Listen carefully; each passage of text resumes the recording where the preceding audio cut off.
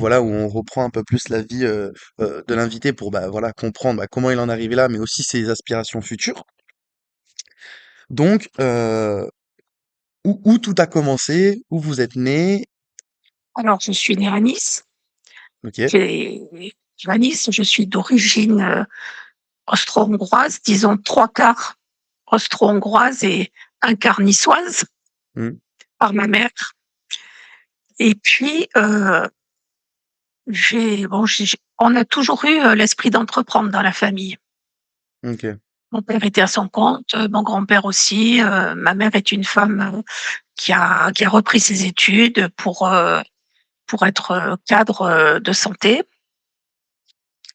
infirmière puéricultrice, directrice de crèche.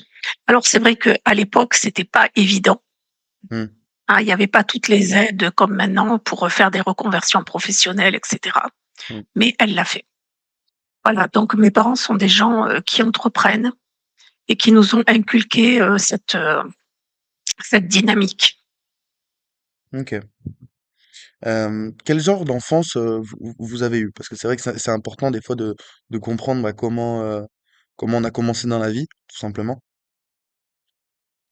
Alors, une enfance où, on a on nous a pas mis de frein, on nous a pas dit: «Tu n'y arriveras pas». Non, au contraire, essaye, ose, comme disait ma grand-mère. Hmm, ok, trop bien. J'imagine du coup que voilà, c'était les premiers à vous soutenir, etc. Donc ça, Beau, ok, mais ok, donc après mon bac, je suis partie 2 ans en Allemagne étudier. Alors ouais. de Nice, je suis partie à Hambourg. C'était bien une bonne distance Hmm, et et puis, bon, je suis partie en train, 24 heures de train, ouh, ça faisait long. ouais. Est-ce que du coup, votre première boîte, c'était à 25 ans, mais est-ce que vous avez peut-être lancé un tout petit business pendant vos études, à côté, je sais pas. Je faisais du sport Ouais, et je vendais des comment on peut dire? Des sportswear, des ok. vêtements de sport, tout ce qui était, voilà. Et c'était à quel âge ça, du coup? Bon, c'était juste après la librairie, enfin même, oui, j'ai commencé dès que j'étais en Allemagne, donc avant la librairie, heu et puis on va dire vers les 22 ans, 23 ans Ok. et donc j'ai démarché les salles de sport. Moi-même, j'étais dans une salle de sport parce que ça se voit pas, hein, quand vous me l'avez vu, mais je faisais du triathlon à l'époque, Hmm, donc j'étais très sportive et puis j'étais, bien introduite dans les milieux sportifs. ok. Ouais, donc du coup, ça vous a ouvert pas mal de portes, quoi. Oui. Ok. Et du coup, bah, cette première boîte, avec combien d'argent vous avez créé votre boîte et vous vous êtes lancé? Alors j'ai fait du crowdfunding, avant l'heure.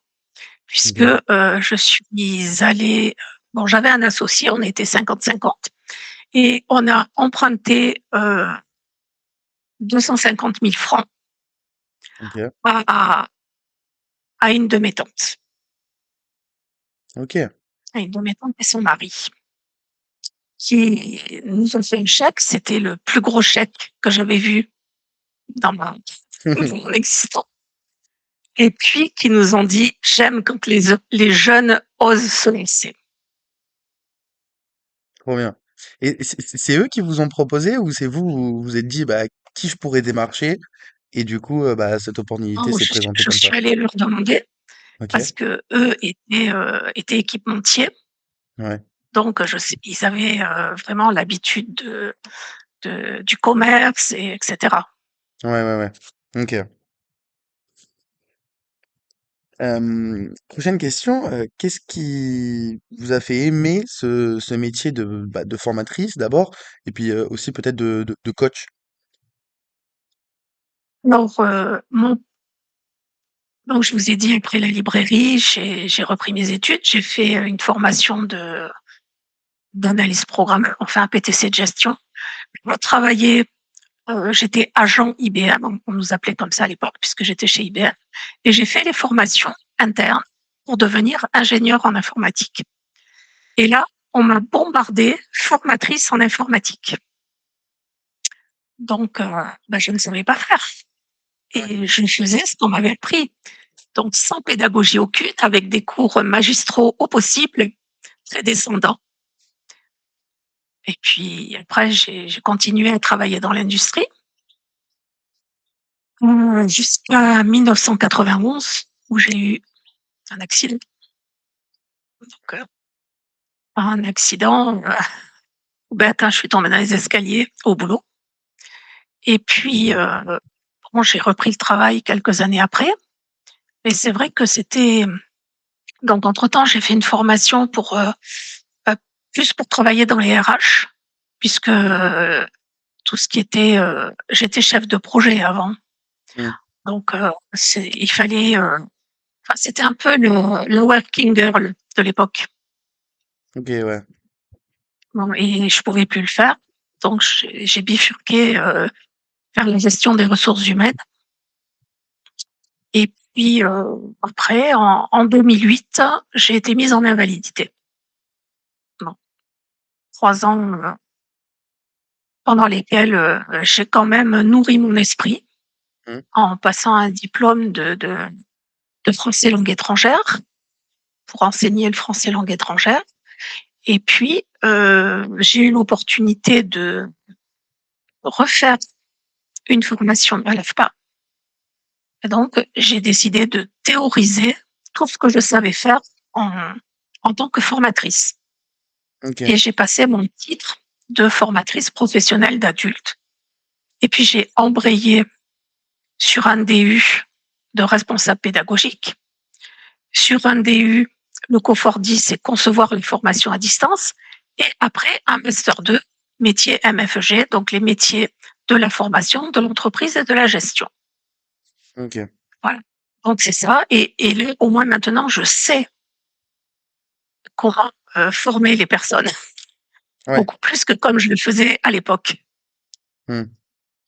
Et est-ce que, le métier a évolué? Enfin, j'imagine, mais, comment du coup, comment il a évolué? Alors, le formateur n'est plus le sage, il sait, mais grâce à Internet, on peut, tous les apprenants peuvent eux-mêmes aller chercher. Ouais. Alors, ils peuvent chercher plus ou moins bien. Le formateur va plus se partager, animer, et l'apprenant, maintenant, on dit qu'on est centric learner, hein, donc centré sur l'apprenant pour lui faire des formations où il est lui-même acteur de sa formation, Mmh. où il va participer, où il va évoluer dans sa formation. Et je m'appuie beaucoup aussi sur tout ce qui est serious game et la Mmh. ludopédagogie. Alors, parce que justement, ça aussi, je l'ai vu avec les neurosciences.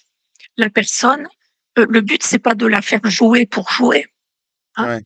mais c'est qu'elle va arriver à restituer plus facilement. Donc, mon travail en amont est compliqué par rapport à si je devais juste heu, sortir un cours magistral,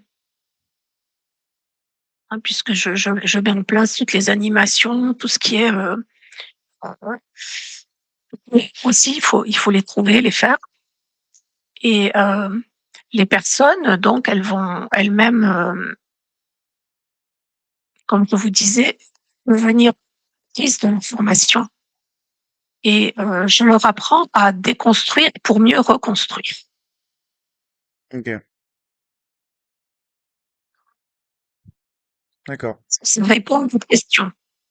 Ça répond totalement. Heu, est-ce que, du coup, vu que vous voilà, vous faites de la recherche, notamment sur l'intelligence artificielle, moi j'adore, justement toutes ces nouvelles technologies et cetera. Et bah, vous, du coup, quel est votre avis sur le sujet de l'intelligence artificielle? Et qu'est-ce que vous pouvez dire à quelqu'un qui, justement, qui a peur de ces outils? Alors, l'intelligence artificielle justement, c'est un outil. Ce n'est pas une fin, hein. C'est pas une finalité, c'est pas un moyen, c'est pas, mettre tout et rien. C'est un peu comme, on va dire l'informatique au début ou les téléphones portables. Je me souviens, il y avait un ministre qui disait: «Ah mais ça prendra même pas et tout», bon, on voit le téléphone portable maintenant, certains ne peuvent pas s'en passer, hein, voilà. Donc l'intelligence artificielle aussi, c'est un outil qui va servir à enrichir les formations. Pour moi, c'est un peu comme un exosquelette, donc que le formateur va endosser. Vous connaissez les exosquelettes? Ouais. OK. Et donc, au lieu d'être un formateur ou une formatrice, qui va faire son présentiel et cetera, heu, on va développer toutes ces formations-là grâce à cet exosquelette de l'intelligence artificielle et devenir un formateur ou une formatrice augmentée. Mmh. OK. Et donc ça permet de créer, d'autres choses, et même, d'apprendre aussi aux apprenants à utiliser l'intelligence artificielle. Mmh. OK. Est-ce que vous allez faire peut-être, est-ce que c'est déjà le cas aussi, des formations qui sont spécialisées, justement sur ces outils-là? Et quels outils vous montrez pour une Voilà, utilisation au quotidien? je vais vous dire que les formations que je dispense, elles sont très larges dans la mesure où, je fais des formations tant pour des bûcherons que pour des charcutiers, que pour des formateurs OK. et pour des comptables aussi. Parce que je m'appuie sur l'expert métier et je vais faire l'ingénierie de sa formation. Alors que je ne connais rien du tout en bûcheronnage, je ne connais rien du tout en charcuterie, mais l'expert métier qui va être un formateur en charcuterie, qui va être un formateur en bûcheronnage, va me dire: «Il faut mettre ceci, cela». Je veux qu'à la fin de la formation, mes apprenants soient capables de faire et cetera et cetera. D'accord. Et en en binôme avec eux, je vais, donc, créer ces formations. OK. Oui, donc en fait, c'est vraiment de la formation personnalisée. On arrive avec un besoin et vous, bah, vous répondez à ce besoin, et du coup, c'est un quel est le délai pour une formation comme ça qui, on arrive, vous connaissez rien à ce sujet, peut-être du coup, il va falloir que vous trouviez le formateur en question. C'est quoi tout ce processus? Alors c'est l'entreprise qui vient me contacter Mmh. et puis, me dit: «Voilà, je voudrais que», par exemple pour les bûcherons, je voudrais que les gars arrivent à protéger leur dos, qu'il y ait moins d'accidents. Et donc je vais leur demander les postures. On va alors souvent je ne travaille pas toute seule parce que si je fais tout de A à Z, ça va être très long. Mmh. Et je m'insère dans leur équipe, alors ou avec des sous-traitants ou avec, des collaborateurs, qui vont venir comme ça, et on va analyser les gestes, soit filmer le formateur quand, par exemple, il va se baisser, il va utiliser une hache, quand il va utiliser une scie et cetera, et après faire un montage en vidéo. Alors je vais vous donner le nom d'un outil, j'utilise beaucoup Vaillant et Camtasia pour, justement, créer mes vidéos et mes formations, pour faire des formations interactives. OK. Et c'est des outils, qui sont, enfin, qui vont servir à quoi dans la phase du processus de création? Ça Ça sera va me vraiment servir à la à fin? faire mes vidéos. Mais alors pour faire une vidéo, bah, c'est pareil, hein, il y a le storyboard, il y a, on fait les crayonnés comme une bande dessinée, ou comme un film, il y a tout ce qui est, et case après case, action après action avec la voix off et cetera. OK, ouais. Et l'intelligence artificielle est très bien là-dedans puisque justement pour les voix off, bah, elle me permet de parler, en chinois avec un accent chinois, de prendre une voix d'homme si j'ai envie. Vous voyez? Donc tout ça, ce sont des outils qui sont, au service de alors c'est vrai que, justement maintenant, c'est beaucoup plus fiable parce qu'avant vous aviez la traduction Google qui était pas, vous Mmh, regardez des fois des vidéos YouTube avec la traduction, c'est pas extraordinaire mmh. et donc là, c'est beaucoup plus précis. Heu, Quand c'est possible, je le fais, visser par une personne, native et donc pour être sûr qu'il y a pas de faute, faute de grammaticale ou quoi que ce soit. OK, ouais.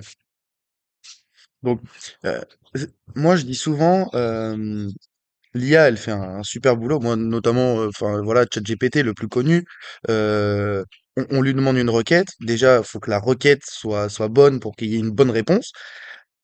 Et même une fois que la réponse même si elle est parfaite, bah, faut quand même repasser derrière. Faut que l'humain reste Ah oui, bien sûr. bah, la tête pensante, quoi. Si jamais on commence à faire des choses, des livres à l'IA sans qu'il y ait du coup cette touche humaine, c'est là, je pense, où on va perdre un petit peu. Mais on va perdre un petit peu et puis on risque aussi d'avoir des erreurs Ouais, parce que, ben, l'IA c'est une machine, donc elle va pas analyser, finement et il faut vraiment vérifier. ouais, ok. Euh, toujours un peu Mais, l'IA, Oui, ce que je voulais rajouter, c'est que l'IA, aide à démultiplier le travail, à alléger aussi le temps passé. ouais, ok. Euh, du coup, oui, toujours un peu dans cette thématique de technologie, etc. Euh, En quoi le distanciel, là, uniquement le distanciel, a du coup changé votre métier? Eh bien, j'ai déjà fait une partie de mes études à l'université de Rennes, et de Carcassonne. J'allais une fois par mois à Rennes et tout le reste, je travaillais à distance.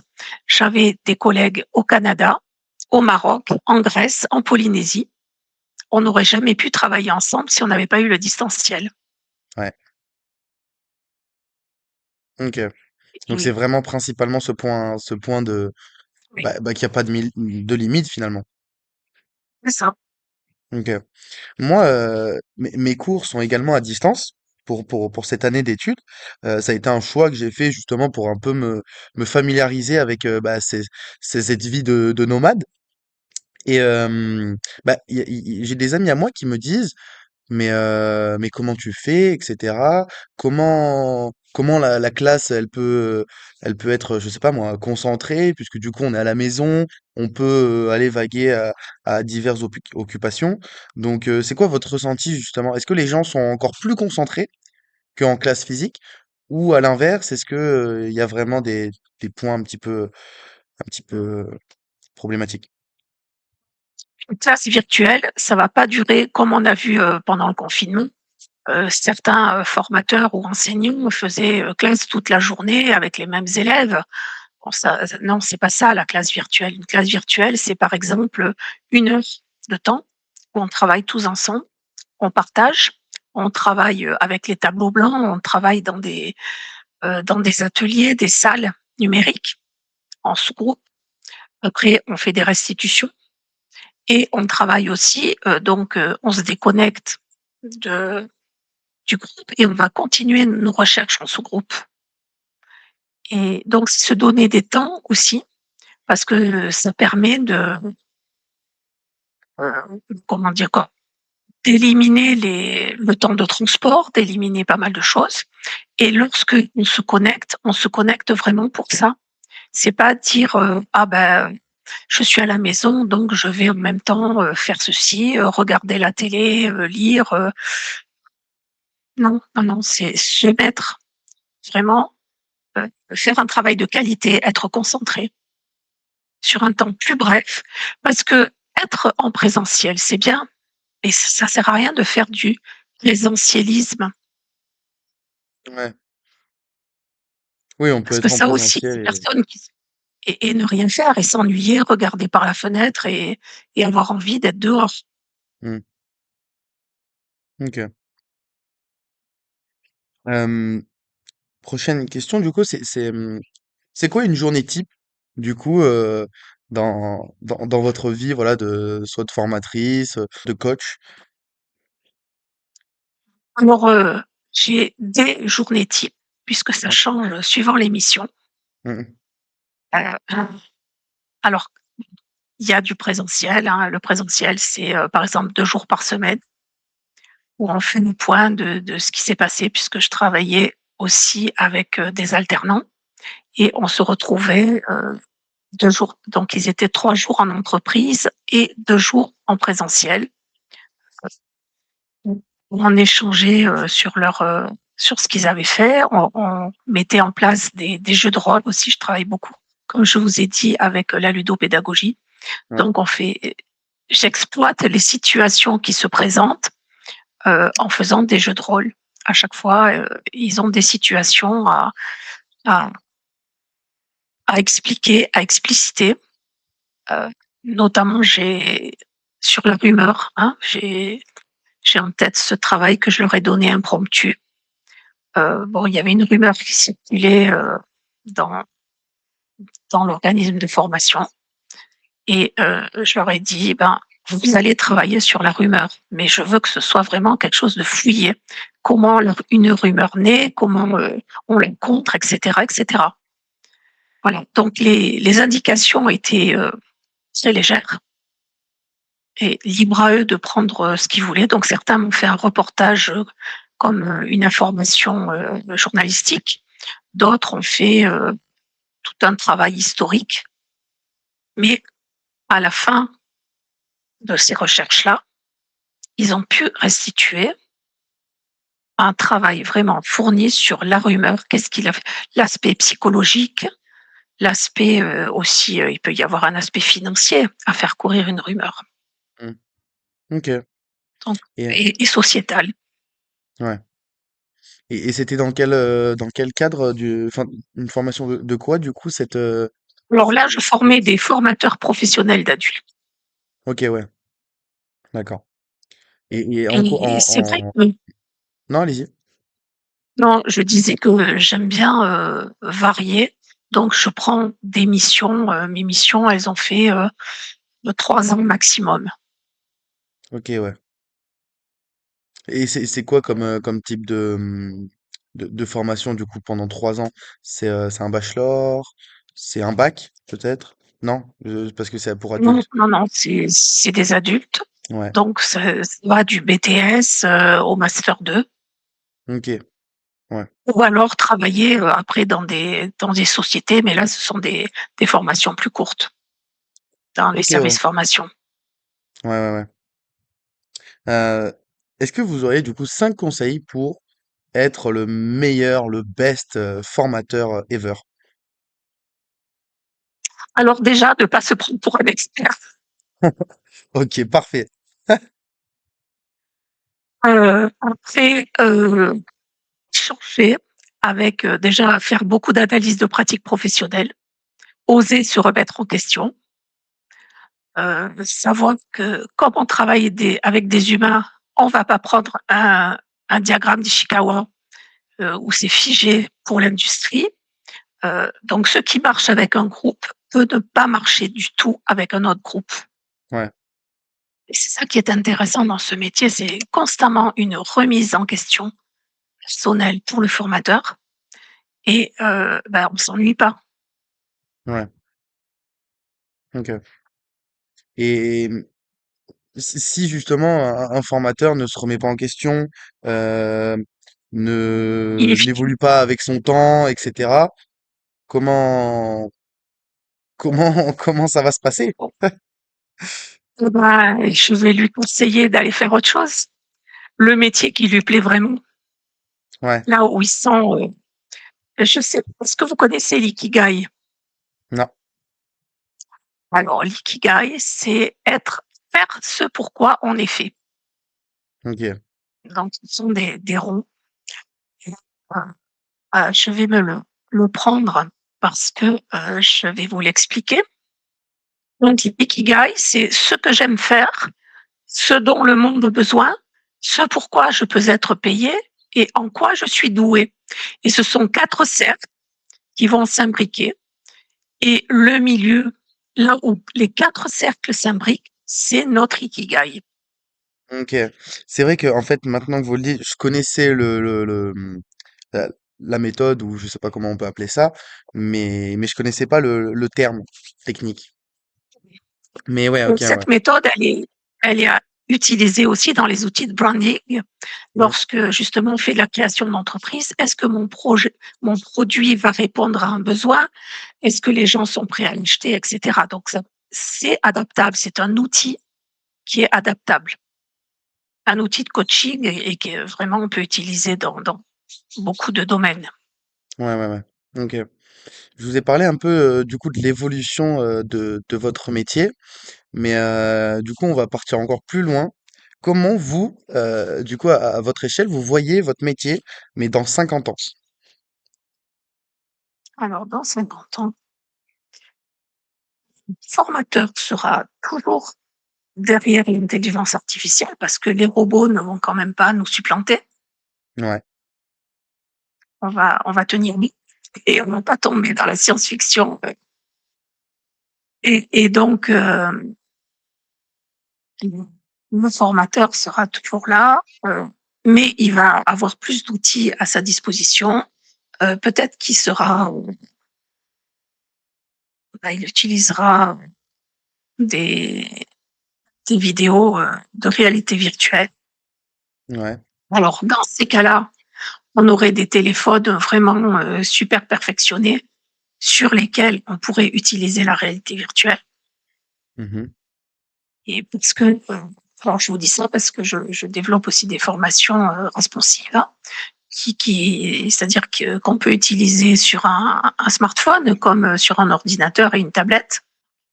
Donc, je vous disais, ce qui est intéressant, c'est d'apprendre Atawad, anytime, anywhere, any device.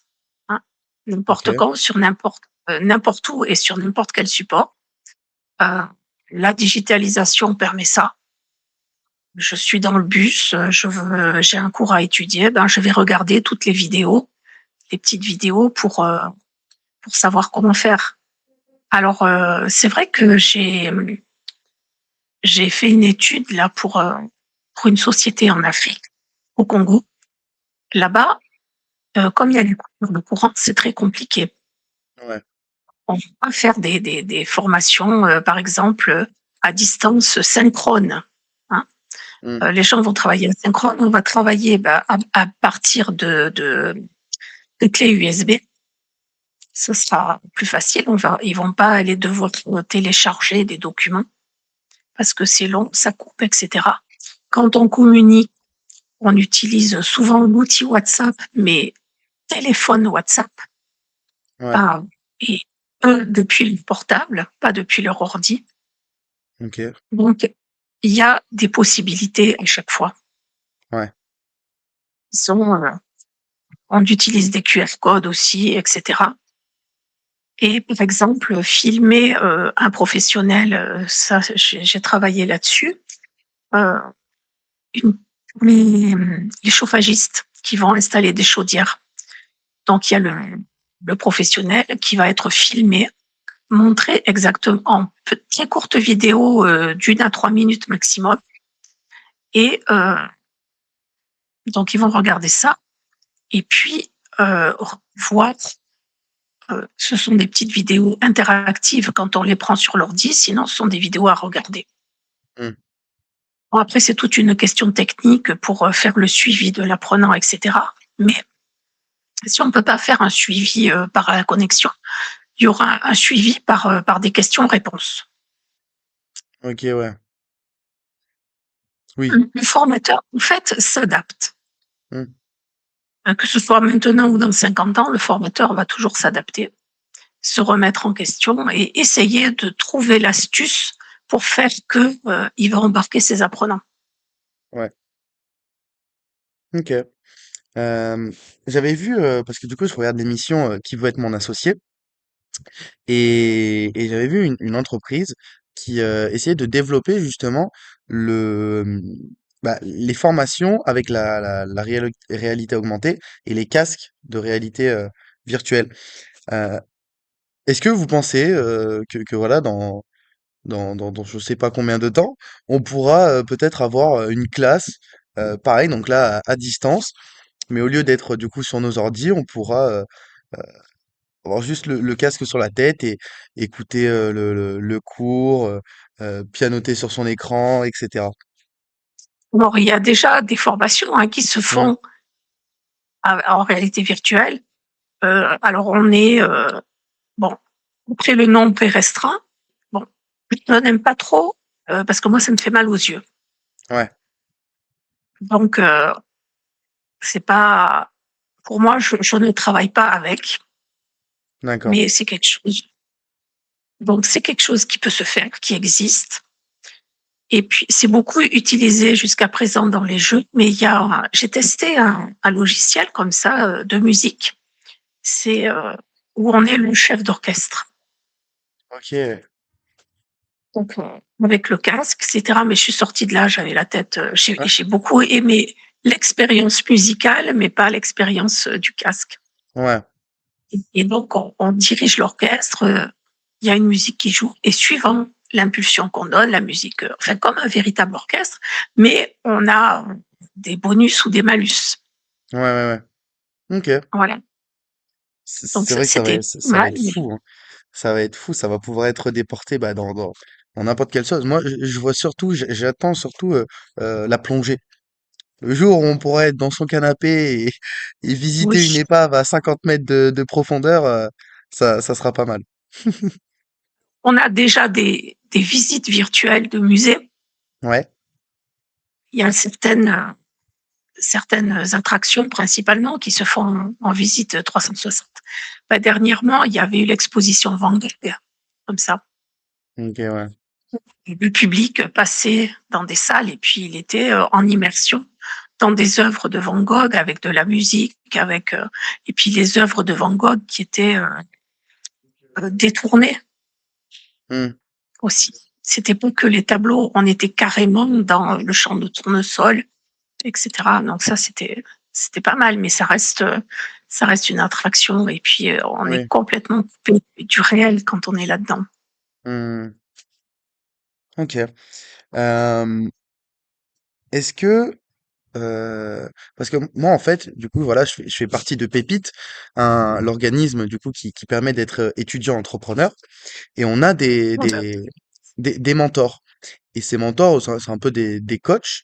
Et du coup, bah, vu que vous êtes coach, mais plus avec le côté formatrice, est-ce que vous avez aussi ce côté coach un petit peu, est-ce que vous avez déjà pris par exemple un élève et que même à côté des cours, bah voilà, vous lui donnez des conseils ou tout autre exemple? Alors, c'est très bien que vous me posiez cette question, parce que dans la formation à distance, ce qui est très important, c'est le tutorat à distance. Ouais, Et donc, c'est prévoir l'ingénierie tutorale. Alors, ce qu'il y a de bien maintenant sur le nouveau titre de formateur professionnel d'adulte, le tutorat à distance est une des compétences du ok, titre. Et on s'est rendu compte que euh, vous voyez un MOOC. Il y a combien de personnes qui vont s'inscrire au MOOC?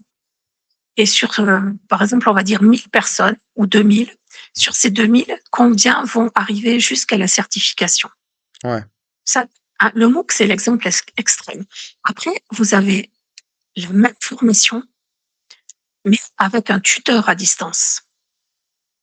Et donc, sur ces formations avec un tuteur à distance, le taux de complétion est de 85%. ok. Voilà. Donc c'est largement mieux. Et c'est indispensable. Et le tuteur se doit d'être proactif. Donc le tuteur, c'est aussi le formateur. Hein. Suivant les organismes, c'est un formateur chef d'orchestre Ouais. qui est technicien, qui va encourager, qui va faire l'administratif, etc. Hmm. Il n'y a que des très grosses boîtes où chacun a sa spécificité. Donc voilà. Et j'ai fait aussi du mentorat pour une société qui s'appelle Demain, DEMAN. Ok. Donc ça, c'était du mentorat bénévole. OK. Je vais reprendre, vos mots et du coup, en faire une question. Hem, est-ce que et je pense que votre réponse va être toute faite, mais est-ce qu'il y a un lien entre vos 2 activités, peut-être un peu pro et perso? Du coup, à savoir, bah, formatrice et avec la musique, avoir géré un orchestre et cetera? Oui, forcément, puisque je vous ai dit que mon formateur était un chef d'orchestre. Eh oui, c'est pour ça que je rebondis. Et chaque apprenant, eh ben, c'est un instrument aussi. Et donc le tout, c'est d'arriver à, avec toute cette hétérogénéité, à faire un ensemble, à avoir une promo, puisque le but quand même du formateur, c'est que sa promo réussisse. Bah, oui. C'est que, mais pas dans la douleur non plus, hein. Même je vous ai dit, il fallait déconstruire pour reconstruire. Donc c'est compliqué. Il faut perdre ses habitudes. Il faut arriver à sortir quelque chose de neuf, mais quelque chose vraiment de probant. Ouais. Devenir quelqu'un qui a des compétences et qui sait les mettre en pratique. Pas juste un savoir théorique. Mmh. OK. Hem, s'il y avait du coup, une erreur que, vous regrettez dans votre parcours professionnel, qu'est-ce que ce serait? Ou est-ce qu'il y en Ben a pas? c'est, si, c'est au début, justement, quand je demande pardon à mes apprenants de l'époque, quand j'étais formatrice en informatique, Ouais? parce que je n'avais pas toute cette pédagogie. Mmh. Après c'est Et normal, c'est le début. oui, mais je n'étais pas formée. Ouais, Et donc voilà. Et un formateur doit se former à la pédagogie avant de dire je prends un groupe d'apprenants et je vais les accompagner pendant un an. ouais. Mais est-ce que finalement ça vous a pas, du coup, bah, mis, le pied, au pied du mur quoi et que vous avez été obligé bah, hem, bah, déjà pour les prochaines formations de vous dire: «Bon, je me forme, je viens, plus carré dans mes bottes», et ouais, voilà. Est-ce que ça vous a, servi au Ça moins? m'a demandé énormément de recherche, surtout Ouais, qu'à l'époque, on n'avait pas Internet. On ouais, travaillait avec le Minitel, donc c'était pas du tout pareil. J'étais devenue un rat de bibliothèque pour aller piocher des ressources. Et oui, ça m'a demandé énormément de travail pour que ma deuxième, ou on va dire ma troisième formation soit nettement mieux. ouais, OK. Et est-ce que vous avez déjà, failli, bah, du coup, tout lâcher, tout abandonner et de vous dire: «Bon là c'est trop, j'en ai marre»? Alors, ce qui m'arrive des fois, c'est de dire à mes apprenants: «Vous vous débrouillez. Je vous donne les consignes, vous êtes des adultes et vous allez me produire, tel et tel livrable». Mais ça, on peut le faire aussi avec des enfants. Mmh, C'est pas, hein, les enseignants, peuvent aussi travailler comme ça, ils mettent en place, des outils, des jeux. Il m'est arrivé de faire, un jeu de loi immense avec je les ai fabriqués les dés, ils étaient gros comme ça, pour les personnes, qui avaient des problèmes de motricité. OK, Et le jeu de loi, il tenait sur une grande table pour, enseigner, enfin enseigner. Officiellement, j'étais enseignante en français langue étrangère. mmh, Moi, je dirais plus que je fais des formations de français langue étrangère. Et alors je fais le distinguo parce qu'on dit toujours que les enseignants n'étudiaient pas la pédagogie. ah OK, Bon, ce qui est en train de changer, hein, maintenant, heureusement. mmh, Mais c'était, bah, des cours magistraux, cours magistraux, cours magistraux. Mais maintenant, il y a beaucoup d'enseignants, qui ont des pédagogies, qui sont, des pédagogies différenciées, hein, et avec des cours, beaucoup plus participatifs. OK. Hem, Donc et alors oui, j'ai créé ça. ouais, OK. La dernière question de cette deuxième partie, hem, du coup, durant toutes ces années d'expérience, est-ce que vous avez, voilà, eu une leçon ou plusieurs, qui vous a vraiment, marqué et que vous avez retenu? Et ben, je me suis fait le constat que je fais le métier que j'aime faire Mmh. et que je suis parce que je suis légitime là-dedans. Surtout ne pas souffrir du syndrome de l'imposteur. Parce que C'est le il- problème de beaucoup de gens, je pense. donc travailler là-dessus pour se perfectionner sans cesse, ne pas non plus rester sur ses acquis, puisque le monde autour de nous évolue, donc on doit toujours. Enfin, physiquement, je ne peux plus courir, je ne peux plus faire de triathlon, donc j'utilise mon esprit pour faire mon sport cérébral et pour apprendre, apprendre, apprendre. Ouais. Et j'ai beaucoup aimé votre phrase justement tout à l'heure en parlant de ça, que bah, le prof, c'est celui qui doit justement tout le temps bah, réapprendre, réapprendre, réapprendre. Et je pense que c'est aussi le problème de pas mal de formateurs ou d'enseignants qui du coup bah, se mettent pas à la page et ils ont eu leur diplôme, ils ont eu leur légitimité de par un papier et au final bah, ils restent au même niveau et ils cherchent pas de nouvelles voilà de nouvelles méthodes, de nouvelles techniques euh, bah, pour attirer tout le temps toutes les cibles d'étudiants. Alors ça, c'est, je l'avais, je me souviens quand j'étais jeune, quand je débutais, euh, j'avais une copine qui, elle, avait fait prof d'histoire géo. Et elle me disait, ah ben moi, c'est simple, les élèves, je leur donne la leçon. S'ils font trop de bruit, je leur colle une interro.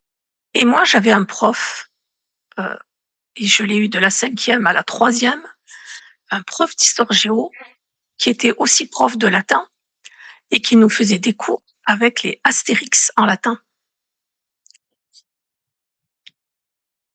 Voilà. J'ai pas fait latin mais ce mot fait peur en tout cas. Mais avec astérix en latin, croyez-moi, on s'amuse et on apprend le latin. Voilà, il a fait de la ludopédagogie avant l'heure. Il a Ah, ok. détourné son enseignement. Donc, on n'a jamais eu des cours figés. Hmm. Ah, je pensais que ça avait été un mauvais formateur mais non en fait c'est tout le contraire. C'était un super prof. Alors que ma copine, quand on était adulte, qui collait des interros surprises pour avoir le calme dans sa classe, bah, Ouais. c'était une très mauvaise pédagogue. Ah bah oui oui. Ok. Euh, Franchement, merci beaucoup encore une fois pour bah, toutes ces expériences, tous ces conseils. J'espère que ça servira aux gens qui vont nous regarder. On va passer du coup à la troisième et dernière partie bah, du coup de cette interview. Euh, pour les prochaines interviews, parce que normalement, j'essaye d'avoir en fait un étudiant entrepreneur, puisque du coup j'ai un certain nombre de collègues qui ont des projets.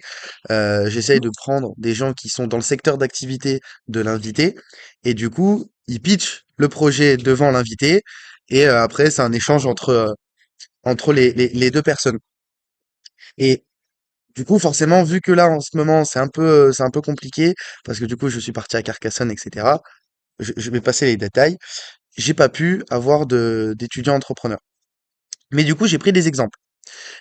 Et donc, pour les prochaines interviews, si vous voulez passer, vous, sur votre projet et vous faire un mini coaching avec un invité qui est sur votre secteur d'activité, bah, je vous invite à m'envoyer le mail avec votre projet à hugo sans h.tech@gmail.com. Et donc, c'est parti, on va passer du coup à cette troisième partie.